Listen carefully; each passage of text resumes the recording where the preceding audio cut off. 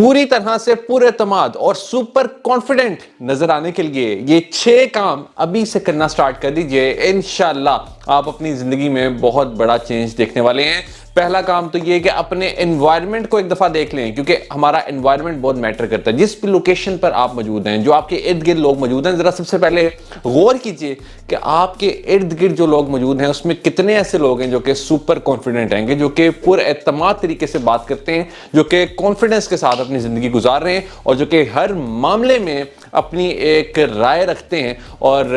एक संजीदा जिंदगी गुजारने के काबिल हैं। ज़रा अपने माइंड में वो मूवी चलाकर देखिए कि आखिरी दफ़ा जब आप इस तरह की किसी महफिल में बैठे थे तो कौन कौन से ऐसे लोग थे जो कि शाय थे और कौन कौन से ऐसे लोग थे जो कि सुपर कॉन्फिडेंट थे। जो लोग सुपर कॉन्फिडेंट थे उस महफिल में, उनके साथ अपने ताल्लुकात ज़रा बेहतर बना लीजिए। इंशाल्लाह आप उनसे बहुत कुछ सीखेंगे। सेकंड ये कि आप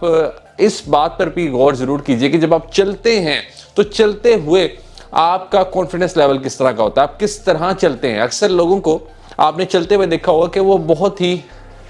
इस तरह ढीले चल रहे होते हैं, यानी उनकी बॉडी लैंग्वेज साफ जाहिर करती है कि ये शख्स अभी कुछ ना कुछ हार के आया है। इसकी बॉडी लैंग्वेज एक हारे हुए शख्स की तरह की है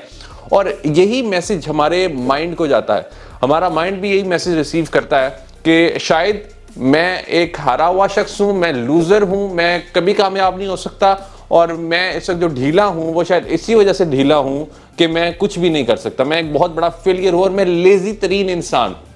तो ये भी अपने माइंड में आपने रखना है कि आप चलते हुए किस तरह से चलते हैं, आप बैठते हुए किस तरह से बैठते हैं, आप बात करते हुए किस तरह से बात करते हैं। तीसरे नंबर पे जो चीज़ बहुत ज़्यादा मैटर करती है वो आपका ड्रेसअप होना भी है, यानी आपकी ड्रेसिंग सेंस किस तरह की है। ये भी चीज़ बड़ा ही एक इम्पॉर्टेंट फैक्टर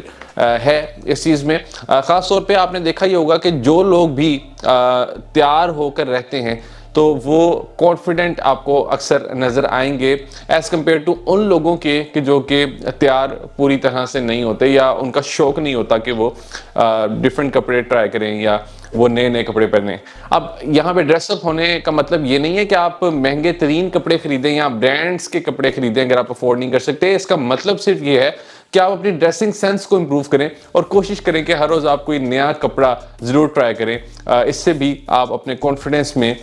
खासा फ़र्क आपको देखने को मिलेगा। चौथे नंबर पे अपना दिन पहले से प्लान कर लीजिए और ज़रा बिजी दिन गुजारिए। आपको पता है कि अक्सर वो लोग जो कि बहुत ज़्यादा कामों में इन्वॉल्व्ड रहते हैं उनका कॉन्फिडेंस लेवल ज़्यादा होता है एज़ कम्पेयर टू उन लोगों के कि जो कि एक या दो काम ही पूरे दिन में कर पाते हैं। इसकी एक बहुत बड़ी वजह ये होती है कि जब हम ज़्यादा काम ट्राई करते हैं या ज़्यादा काम हम पूरा करने की कोशिश करते हैं तो तब हमारा माइंड एक तो ऑक्यूपाइड रहता है, हमें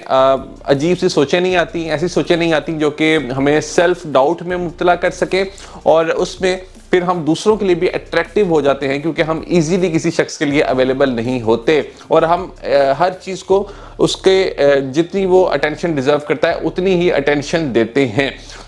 ये भी ज़रा देख लीजिए कि आप अपना पूरा दिन किस तरह से गुजारते हैं, आपके दिन का स्केड्यूल किस तरह से बना हुआ है। पांचवें नंबर पे आप पूरी तरह से पुरएतमाद रहिए उन तमाम चीज़ों के हवाले से जो कि आपकी चॉइसेस हैं आपकी ज़िंदगी में। अगर तो आप सेल्फ डाउट में मुब्तला हैं, यानी आपको अपने पर ही खुद से एतमाद नहीं है, यानी आप